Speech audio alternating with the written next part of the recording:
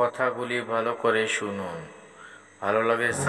হযরতে মাইজ ইবনে মালিক নামে একজন সাহাবী জিনা করছে।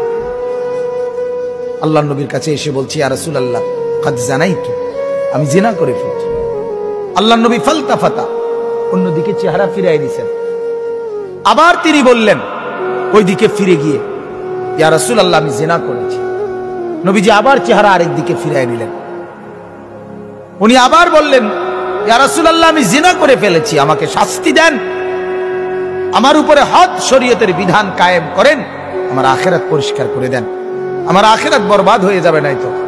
আমি এখন ফয়সালা বিচার মানতে রাজি, আমার রায় এখন করে দেন। আল্লাহর নবী সাল্লাল্লাহু আলাইহি সাল্লাম তিনবারের পরে সাহাবীদেরকে বললেন, খোঁজ নাও সত্যি কিনা। খোঁজ নিয়ে দেখছে সত্যি ঘটনা। আল্লাহর নবী সাল্লাল্লাহু আলাইহি সাল্লাম বলছেন, গর্ত খনন করো। গর্ত খনন করছে।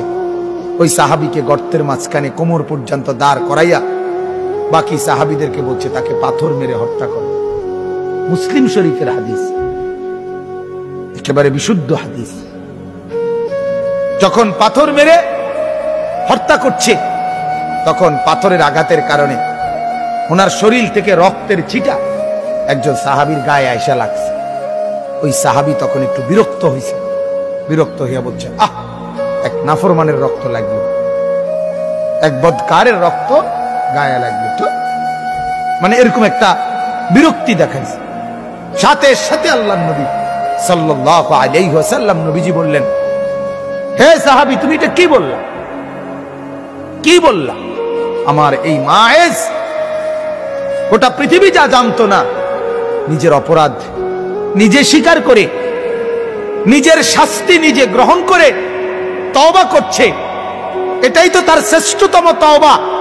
আখিরাতের ভয়ে নিজেকে শাস্তির সামনে পেশ করে দিছে।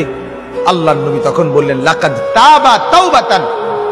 আরে সাহাবীরা শোনো, আমার এই সাহাবী এই মুহূর্তে এমন তওবা করছে, এটা তার এমন তওবা, লাউ কুসিমাত জামিউল আরদি লা ওয়াসাত। যদি তার এই তওবা বাইটা বন্টন করে পৃথিবীর সমস্ত নাফরমানের গুনার মোকাবেলায় তার তওবা যদি বন্টন করে, আল্লাহ তাআলা সবাই মাফ করে দিবে। তার তওবা এত ভারী, কারণ সে তো নিজের অপরাধ নিজে কি করছে, স্বীকার করে নিছে।